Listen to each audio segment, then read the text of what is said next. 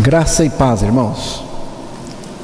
Vamos abrir no Evangelho de João, capítulo 8, versículo 44.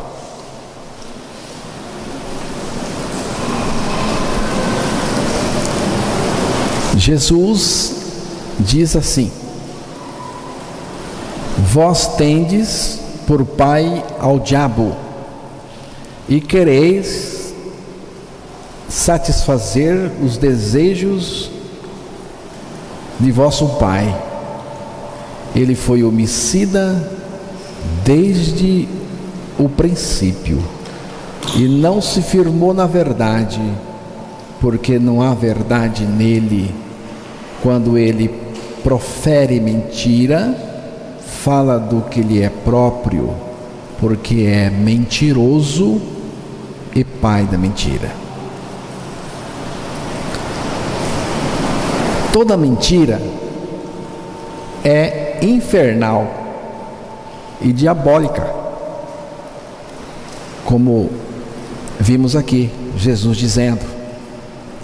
Mas tem mentiras que são piores, porque são mentiras disfarçadas e ensinadas como verdades. E essas mentiras ensinadas como verdade, elas levam o homem para mais longe de Deus e para mais perto do inferno. Nós estamos analisando algumas dessas mentiras. Na mensagem passada, nós vimos a mentira que diz que todos os homens são bons essencialmente. Hoje vamos analisar uma outra, a mentira que diz que todos os homens são filhos de Deus. Esse ensinamento que diz que todos os homens são filhos de Deus é um ensinamento maçônico. Isto também não é verdade. Vejamos o que diz o Evangelho de João, capítulo 1. Evangelho de João, capítulo 1. Eu vou ler aqui alguns versículos. No princípio era o Verbo, e o Verbo estava com Deus, e o Verbo era Deus. O Verbo aqui é Jesus mesmo, é Cristo. Ele estava no princípio com Deus, todas as coisas foram feitas por Ele, e sem Ele nada do que foi feito se fez. Nele estava a vida, e a vida era a luz dos homens. Estava no mundo, e o mundo foi feito por Ele, e o mundo não o conheceu. Esse mundo que aparece aqui no final do versículo é a humanidade.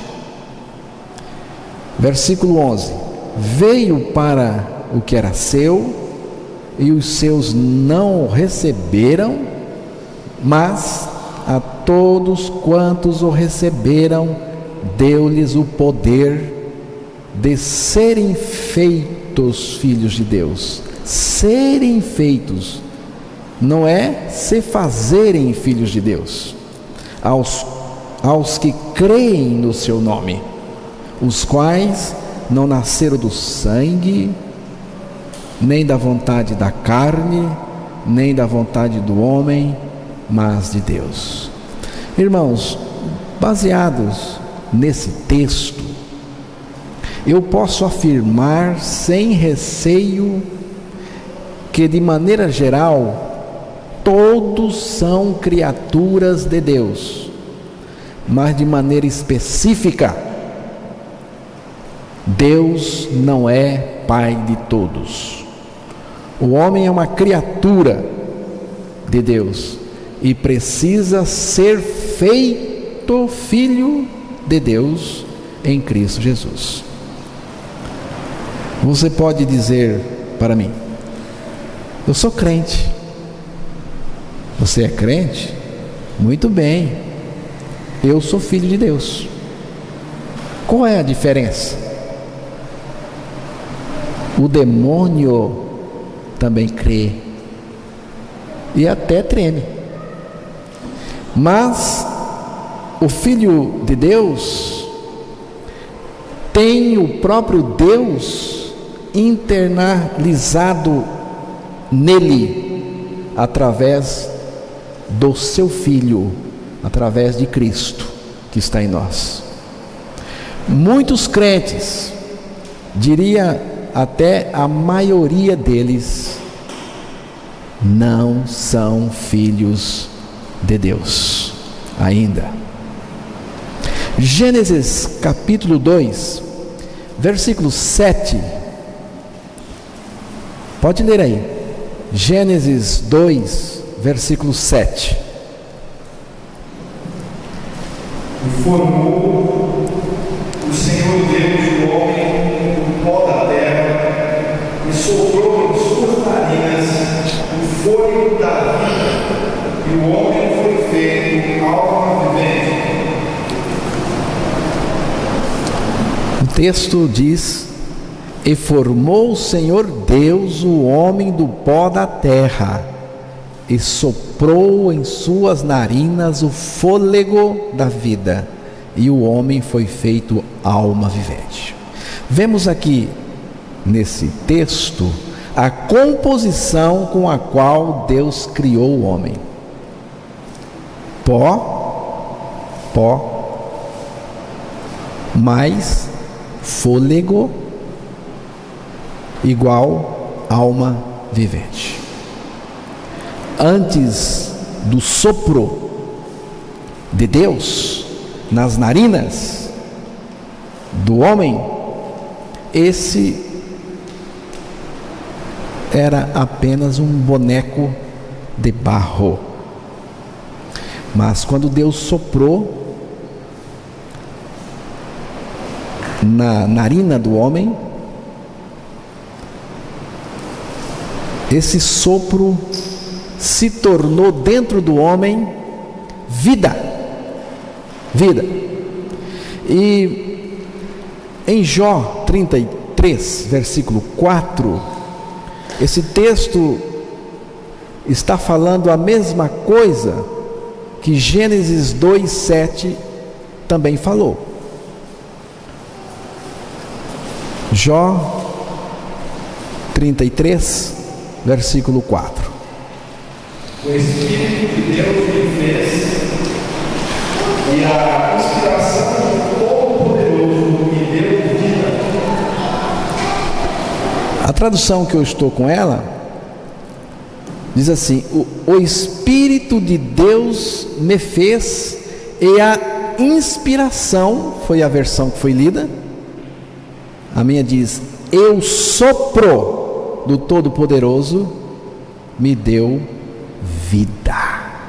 Então Deus moldou o homem do barro, e ele estava lá, e Deus chegou e fez isso, soprou, e esse sopro, essa inspiração entrou no homem e se tornou vida no homem, se tornou o princípio de vida dentro do homem. Portanto, podemos chamar de uma vida do sopro de Deus, uma vida de inspiração. Deus soprou e a vida se estabeleceu dentro do homem, e esse homem se ergueu no Éden como a criação mais primorosa de Deus. A posição do homem era realmente de destaque. Mas o propósito de Deus era ainda maior para o homem. O propósito de Deus era colocar dentro do homem que ele havia formado algo muito maior do que a própria criação. Muito maior. Gênesis 2, versículo 9, eu vou ler esse texto. E o Senhor Deus fez brotar da terra toda a árvore agradável à vista e boa para comida, e a árvore da vida no meio do jardim. Vejam os irmãos, que Deus colocou a árvore da vida no centro, no meio do jardim, e a árvore do conhecimento do bem e do mal. Gênesis 2:9. Continuando, e ordenou o Senhor Deus ao homem, dizendo: de toda a árvore do jardim comerás livremente. É importante notar esse detalhe: de toda a árvore. Ele poderia comer, e Deus queria que ele comesse da árvore da vida. Mas no versículo seguinte, no versículo 16, diz: mas da árvore do conhecimento do bem e do mal dela não comerás, porque no dia em que dela comeres, certamente morrerás. Aqui está uma certeza absoluta. Gênesis 2:17. Então disse o Senhor Deus: eis que o homem é como um de nós, sabendo o bem e o mal. Isso aqui já é depois do pecado. Ora, para que não estenda a sua mão, preste atenção agora, é isso que eu quero que vocês percebam. Para que não estenda a sua mão e tome também da árvore da vida e coma e viva eternamente. Esse texto diz para nós que a vida que estava representada naquela árvore era a vida eterna, porque ninguém pode viver eternamente a não ser pela vida eterna, e só Deus tem a vida eterna. Essa árvore está falando da vida de Cristo, do próprio Cristo. É o projeto de Deus, irmãos. Deus não queria que o homem ficasse só na posição de criatura, com a vida soprada, com a vida inspirada dentro dele. Deus queria que ele recebesse em si mesmo a vida de Deus, a vida eterna. A vida eterna. O propósito final de Deus era introduzir no homem que ele havia formado a sua própria vida, a vida de Cristo, o próprio Cristo. Trata-se da vida do Filho de Deus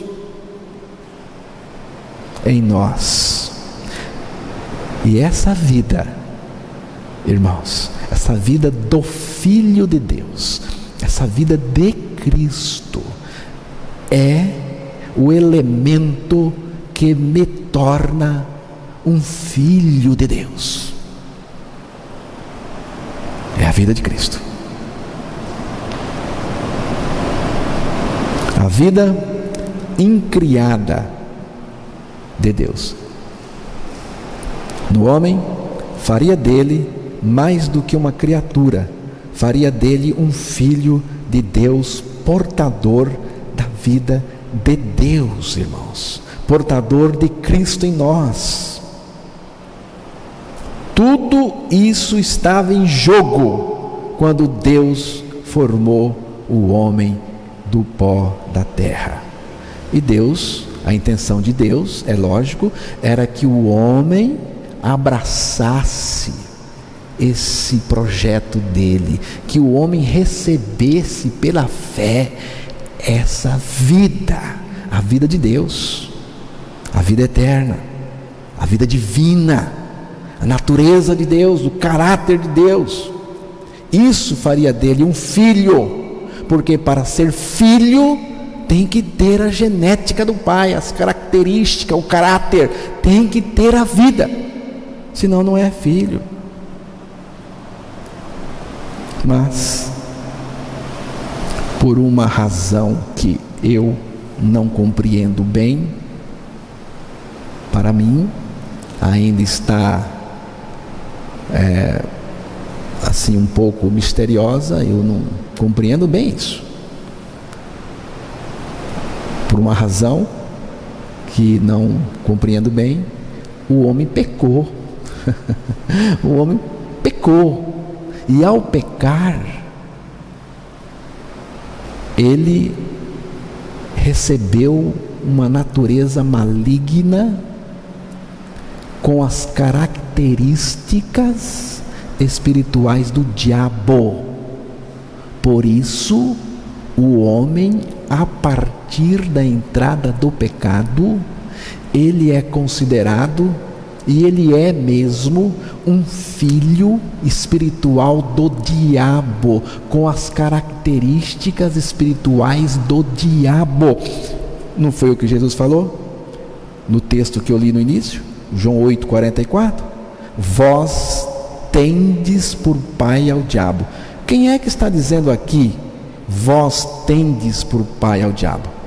Não foi Jesus. Jesus mente? Jesus estava exagerando? Não, ele estava dizendo uma verdade. Ele, então, diz aqui: vós tendes por pai o diabo, e quereis satisfazer os desejos do vosso pai. Irmãos, essa palavra aqui, quereis, tem alguma coisa no homem que quer o diabo, porque diz aqui quereis. O diabo não está forçando ninguém, não. O diabo não está forçando o pecador, não. O texto diz aqui com todas as letras, diz aqui: vós tendes por pai ao diabo, e quereis, é um querer, é a vontade pecaminosa do homem, e quereis satisfazer os seus desejos, os desejos do vosso pai. Quereis aqui, irmãos, é a natureza pecaminosa do homem, que é a natureza do anjo caído, é a natureza do demônio. E diz aqui que ele foi homicida desde o princípio, e não se firmou na verdade, porque não há verdade nele. Quando ele profere mentira, fala do que ele é próprio, porque é mentiroso e pai da mentira. Irmãos, a humanidade rebelde e incrédula tem como pai o mentiroso do inferno, que conseguiu capturar o homem e fazê-lo refém das suas mentiras. O ser humano é uma criatura de Deus, e por causa do pecado é agora uma criatura pecadora. Isso é terrível. O homem é uma criatura de Deus, e Deus tinha um alvo para o homem: a filiação, receber a vida de Deus nele. Mas antes disso ele pecou. Então o homem agora continuou como uma criatura, mas agora uma criatura dominada pelo pecado. Por isso o homem é chamado de velha criatura. Velha criatura. Mas Deus não desistiu do seu propósito. Deus tem o poder de pegar uma velha criatura dominada pelo pecado, filha, do diabo, e fazer dessa velha criatura uma nova criatura, um filho de Deus. Deus tem poder para isso. Vamos ler o texto aí de João 1,12. Pode ler o texto. João 1,12. Mas a todos quantos o receberam, deu-lhes o poder de serem feitos filhos de Deus, aos que creem no seu nome. Que coisa maravilhosa, irmãos. Mas a todos quantos o receberam, deu-lhes o poder. Esse aqui é o poder de Cristo, é a suficiência de Cristo. Deu-lhes o poder de serem feitos filhos de Deus, aos que creem em seu nome. Irmãos, não são filhos de Deus aqueles que descendem da criação, mas aqueles que creem na suficiência de Cristo para fazê-los filhos de Deus através da sua morte e ressurreição, onde somos regenerados e feitos filhos de Deus.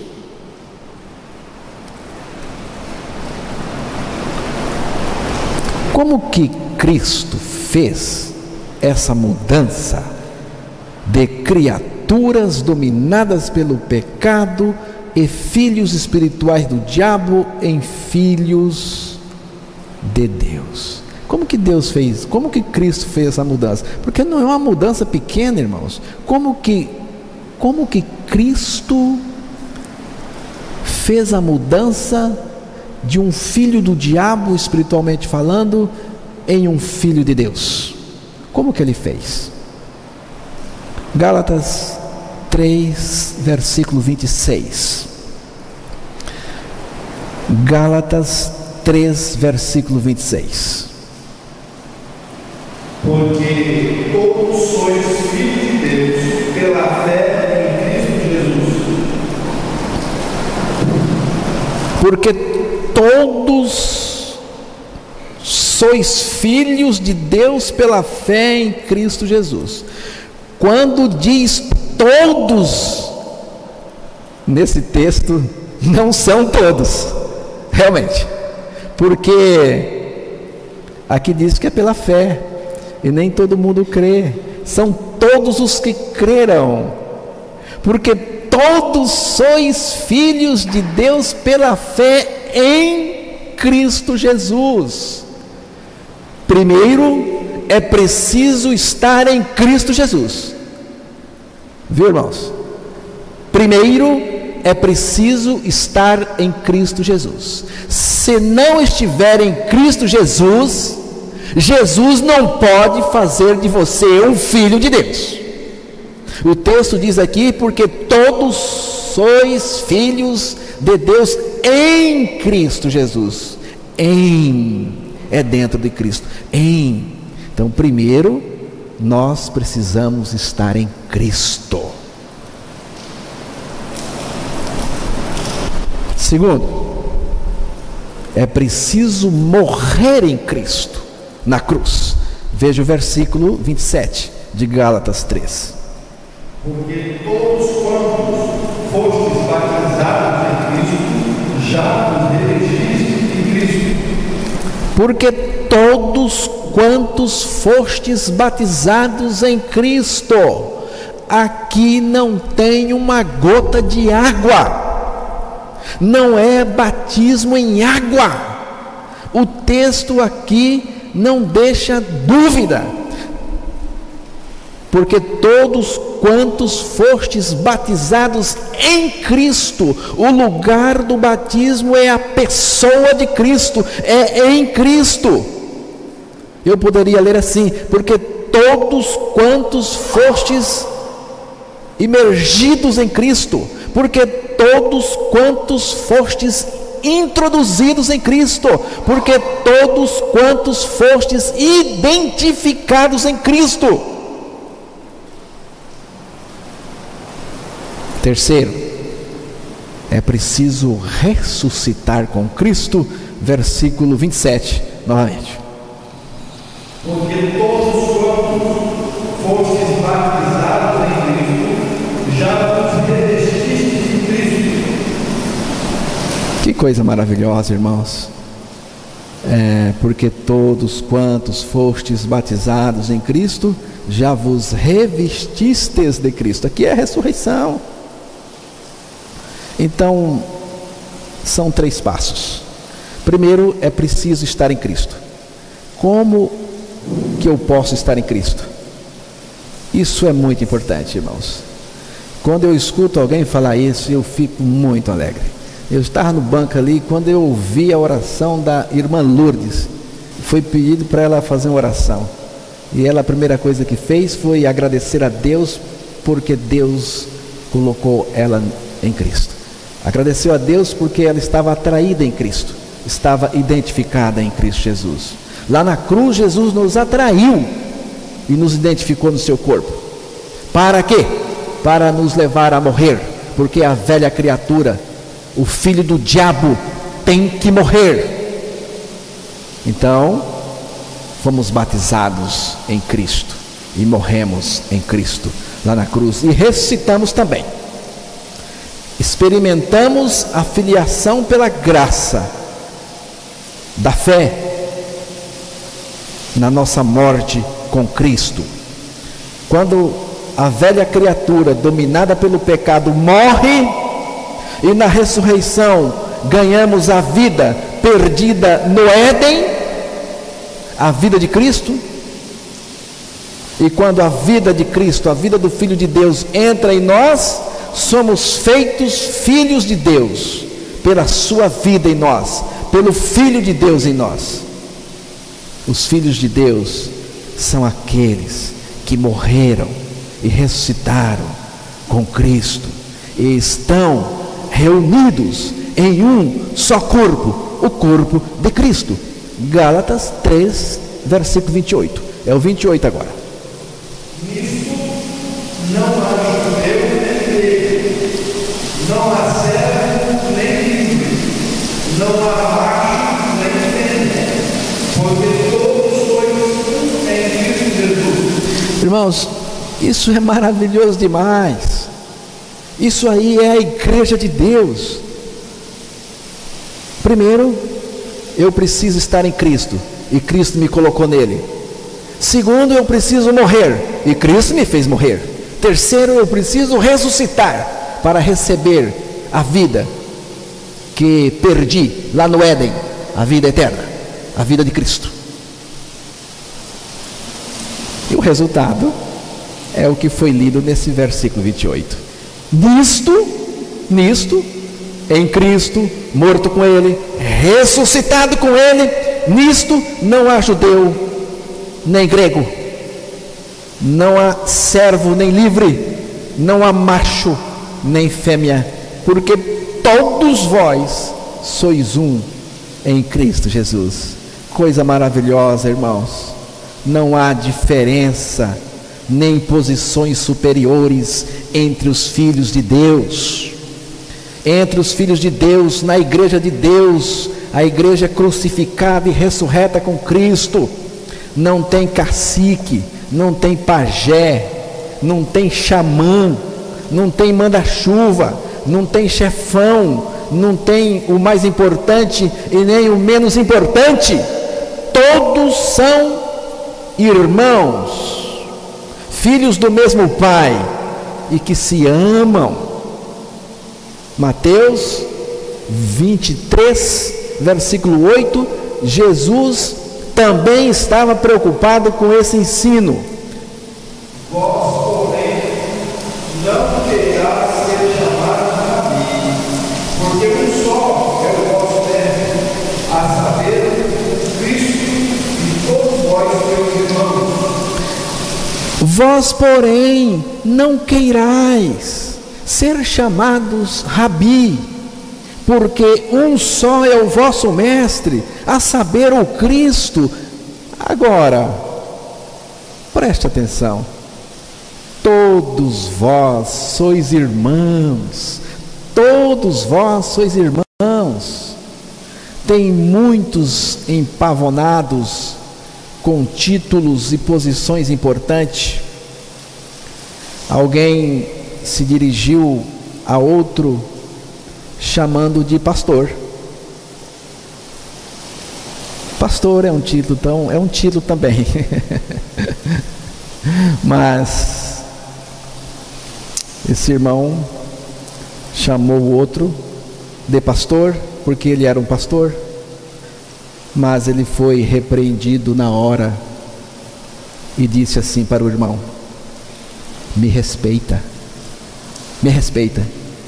e me trate como convém. Doutor, bacharel, pastor e idiota. Idiota já é para minha conta. Irmãos, esse texto aqui mostra que Jesus Cristo veio tirar essa bestice. Ele tirou essa ideia absurda da sua igreja. Na igreja de Cristo, essas coisas não valem nada, porque só existe um importante. Na igreja eu só conheço um importante. Você não é importante, eu não sou importante. Cristo é importante, Jesus Cristo é importante. A igreja de Cristo não aprecia títulos e não disputa cargos importantes, lugares especiais e quem manda em quem.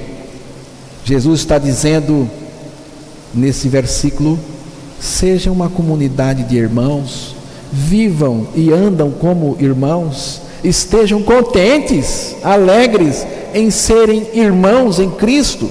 A igreja é a família do Pai, vive como irmãos, onde o irmão mais velho é Jesus Cristo, do qual todos os outros irmãos dependem. Você é meu irmão, e eu estou muito contente de ser seu irmão em Cristo Jesus, assim de novo. Pode me chamar de irmão, eu gosto. Como somos feitos filhos de Deus? Como que somos feitos filhos de Deus? Através da morte e ressurreição em Cristo. Como que nós somos feitos filhos de Deus? É importante. Nós somos feitos filhos de Deus através da nossa morte e da nossa ressurreição com Cristo. Como me torno um filho de Deus? Aqui o amém tem que ficar forte, viu? Como que Deus me faz um filho de Deus? É através da morte de Cristo, da ressurreição de Cristo que nos envolveu. Agora, como que eu me torno um filho de Deus? Crendo na crucificação de Cristo, que nos crucificou com Ele, e na ressurreição de Cristo, pela qual nós ganhamos a vida de Cristo. Você crê?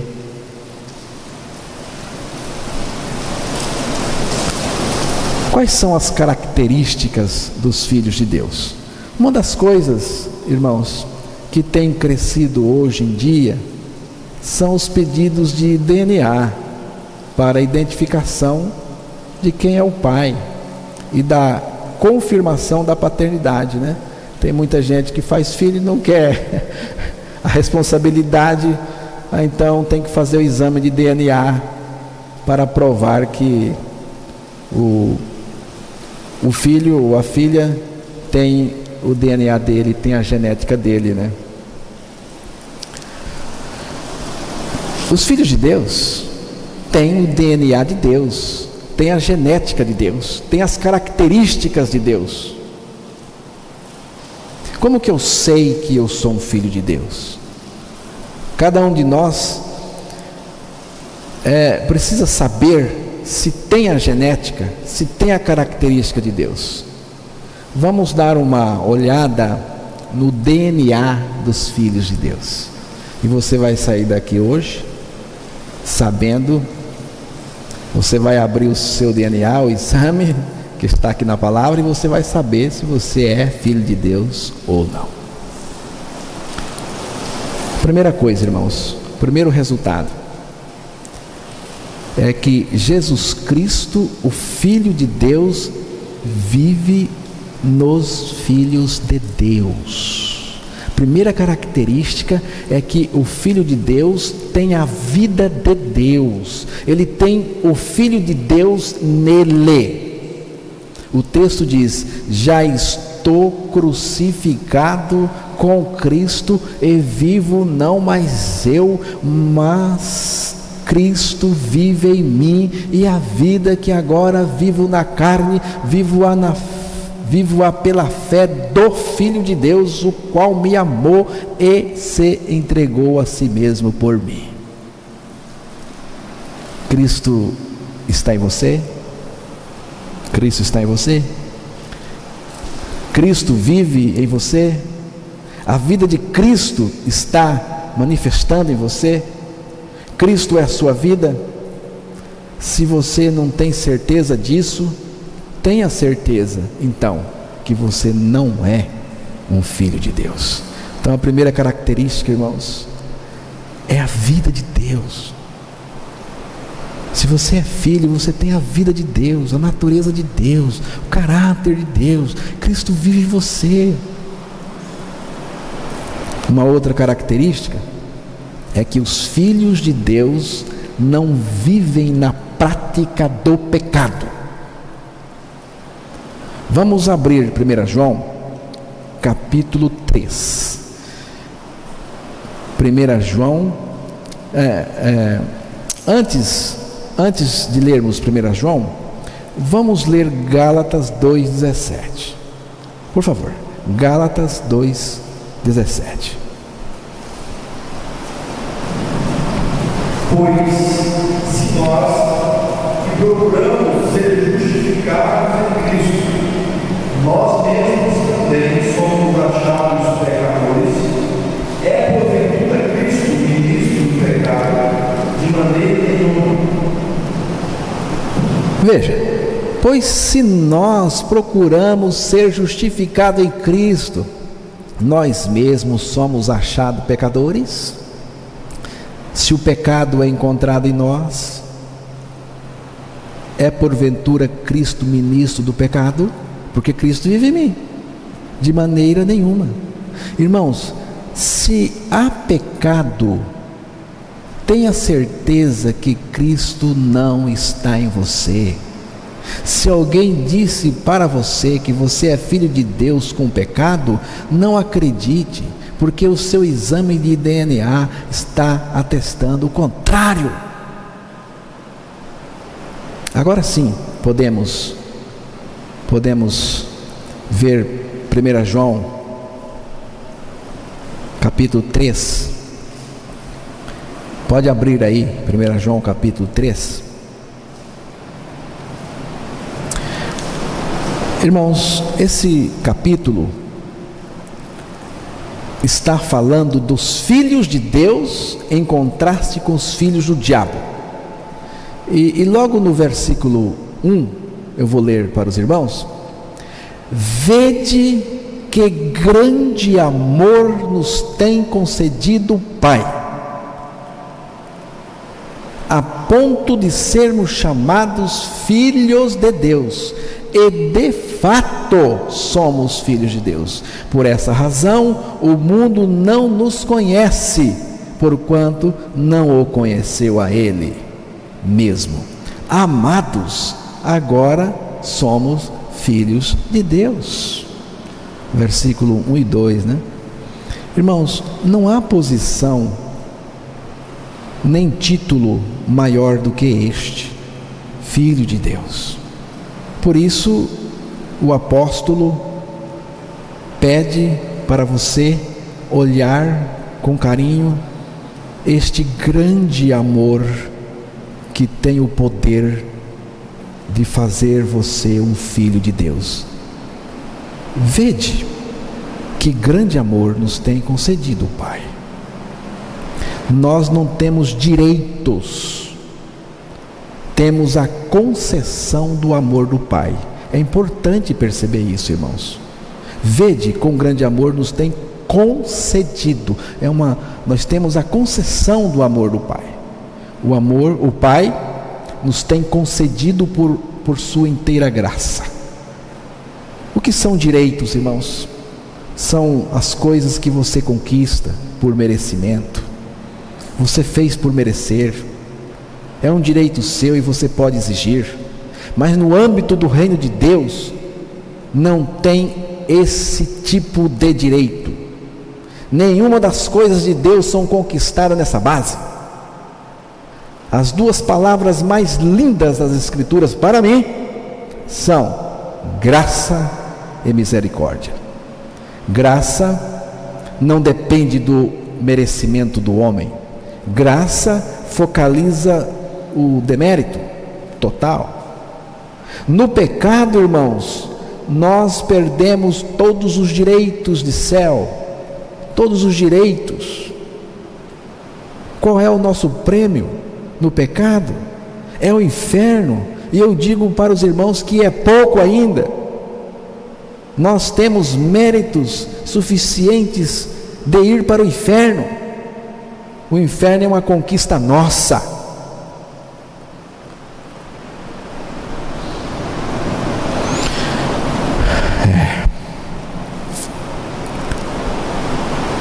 Ó Deus, se propício a mim, tenha misericórdia de mim.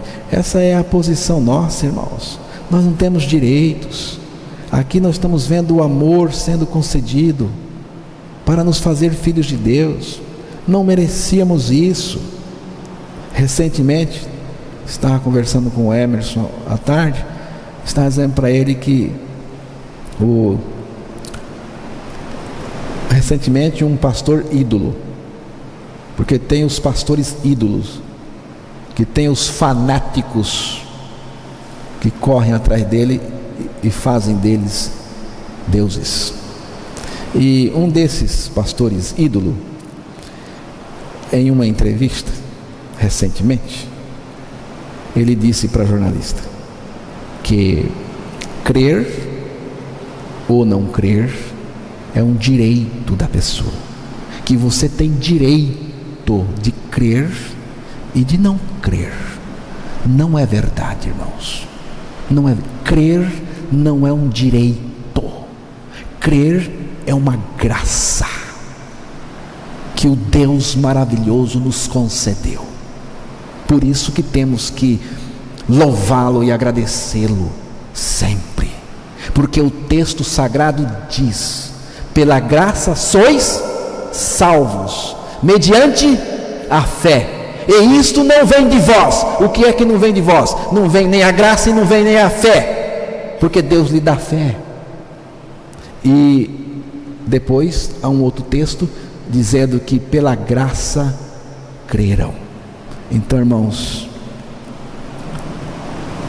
não é direito. Não é direito. Vede que grande amor nos tem concedido o Pai, ao ponto de sermos chamados filhos de Deus. É privilégio, irmãos, é misericórdia e é graça. E de fato somos filhos de Deus. Capítulo 3 de 1 João, verso 2, lê a primeira parte. Amados, agora somos filhos de Deus. Depois que diz que Deus nos amou com um amor tremendo e nos fez filhos de Deus através de seu Filho que morreu por nós, nos fez morrer com Ele e agora Ele vive em nós. Aí o texto diz assim: amados, agora que somos filhos de Deus, agora que somos filhos de Deus, como é que a vida vai funcionar? como a vida funciona agora que somos filhos de Deus. Você não é filho de Deus? O texto não diz aqui, amados, agora que somos filhos de Deus, como é que tem que ser as coisas, irmãos? Como que tem que ser a nossa vivência? Como que funciona agora que nós somos filhos de Deus?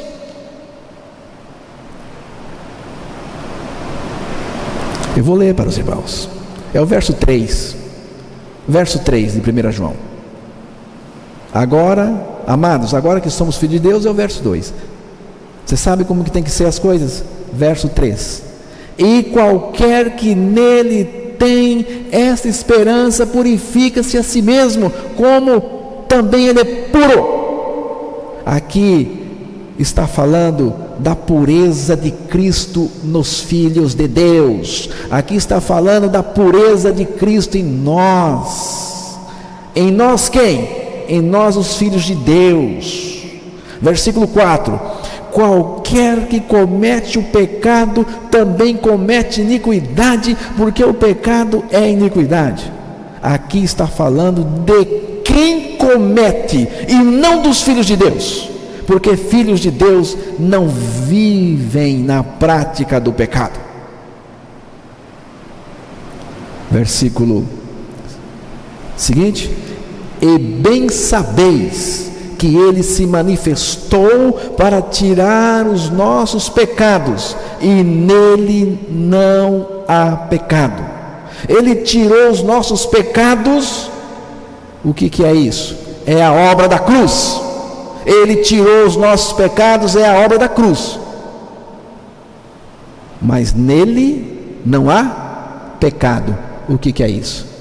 É ele em nós. É a vida dele em nós. Versículo 6: qualquer que permanece nele não peca. Qualquer que peca não ouviu nem o conheceu. É a nossa identificação com ele. Filhinhos, ninguém vos engane. Quem pratica a justiça é justo, assim como ele é justo. Versículo 7: aqui está a justiça dele em nós e através de nós. Quem comete o pecado é do diabo, porque o diabo peca desde o princípio. Para isso o Filho de Deus se manifestou, para desfazer as obras do diabo. Qualquer que é nascido de Deus não comete o pecado, porque a sua semente permanece nele e não pode pecar, porque é nascido de Deus, é filho de Deus. Nisto, preste atenção, nessa questão de peca ou não peca, nisto são manifestos os filhos de Deus e os filhos do diabo. Qualquer que não pratica a justiça e não ama o seu irmão, não é de Deus, é filho do diabo. Então os filhos de Deus não vivem na prática do pecado. Uma outra característica é que os filhos de Deus são ignorados pelo mundo. Veja o versículo 1 novamente. Vede quão grande amor nos tem concedido o Pai, que fôssemos chamados filhos de Deus. Por isso o mundo não nos conhece, porque não conhece a Ele. Pelo fato de sermos filhos de Deus, diz o texto, por isso o mundo não nos conhece, porque não o conheceu a Ele. O Filho de Deus, irmãos, não é gostado pelo mundo. Não é. É por causa da vida de Cristo que está no Filho de Deus, o mundo não o conhece. O mundo não nos conhece. Nós passamos a ser esquisitos pelo mundo, para o mundo. Mas o que importa, irmãos, pelo menos para mim, que sou filho de Deus, não é ser lembrado pelo mundo. Eu não estou nem aí. O que importa para mim é eu me lembrar do mundo para pregar o evangelho que Jesus mandou pregar para o mundo. Não existe, irmãos, mais adequação entre o Filho de Deus e o mundo. Não existe. Não fazemos parte mais do sistema. A nossa vida é diferente da vida do mundo. É estranha. Veja, a nossa ética e a nossa lógica são diferentes e estranhas vista do mundo. Amamos os nossos inimigos. Que coisa esquisita. Oramos por aqueles que nos perseguem. Bendizemos aqueles que falam mal de nós. Perdoamos os que nos ofendem. Vamos para o céu nas virtudes de Cristo. Descemos para subir. Somos fortes quando estamos fracos. Somos ricos na pobreza. Somos felizes na tristeza. Na morte achamos vida. Perdemos para ganhar. Vemos o invisível. Vivemos nesse mundo pela inteira graça de Deus e não pela nossa competência. O mundo tem razão de nos achar estranhos, esquisitos, nos ignorar. Eu já estou terminando, irmãos. Romanos 8, versículo 14 ao versículo 16.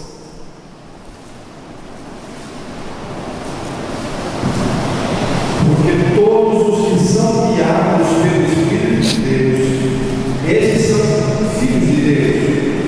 Porque não recebestes o espírito de escravidão para outra vez estardes em temor, mas recebestes o espírito de adoção de filhos, pelo qual clamamos, Abba, Pai. O mesmo Espírito testifica com o nosso espírito que somos filhos de Deus. Os filhos de Deus são guiados pelo Espírito de Deus. O Espírito guia pela verdade da palavra. Ele guia pela palavra. Só podemos ter firmeza, segurança, convicção em cima da palavra. Não somos guiados por nenhum expediente externo. Não somos guiados por coerção religiosa. Não somos guiados por intuição. Tem gente que diz: eu tenho intuição, fico com ela, eu quero que o Espírito de Deus me guie. Não somos guiados por visões. Se você é uma dessas pessoas que é guiada por visões, eu prefiro ser guiado pelo Espírito. Os filhos de Deus não são guiados por sonhos, não são guiados por bom senso, não são guiados pela inteligência, não são guiados por suas opiniões, nem mesmo pelas nossas próprias verdades. Somos guiados pelo Espírito de Deus, pela verdade da palavra. Toda a nossa experiência, irmãos, tem que coincidir com a verdade da palavra de Deus. Os filhos de Deus têm o testemunho do Espírito, testificando com o nosso espírito que somos filhos de Deus. Mais uma coisa que o texto mostra: os filhos de Deus não são servilhetas, nem vivem debaixo de sistema opressivo do medo. Os filhos de Deus são conduzidos na base do amor, sem preconceito, sem medo, sem servidão, sem pressão, sem coação nenhuma. Não existem contrariados no reino de Deus. Não existem. Os filhos de Deus são pessoas libertas do pecado e de suas abrangências. Viu, irmãos? Sentimentos ruins, culpas, preconceitos, traumas, fobias, angústias e os mais variados sintomas que mantêm as pessoas presidiárias. Os filhos de Deus foram libertos de tudo isso. Mateus 5:9. Leia bem rapidinho aí, Mateus 5:9.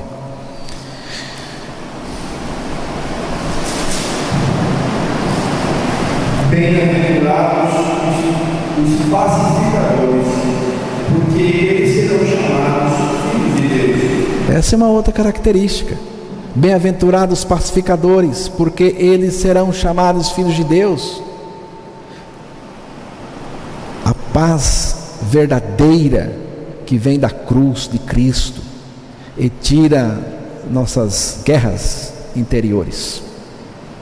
É a paz do justificado, irmãos. O texto diz que o efeito da justiça será a paz, e a operação da justiça repouso e segurança para sempre. E o meu povo habitará em moradas de paz, e em moradas bem seguras, e em lugares quietos de descanso. E o efeito da justiça será paz. Isaías 32, versículos 17 e 18. Irmãos, aqui, esse efeito da justiça será paz, aqui é a nossa morte em Cristo na cruz. Sem morrer, você não terá paz nenhuma. Sua velha natureza não tem paz. O campo de guerra, o maior campo de guerra que existe, está dentro da pessoa.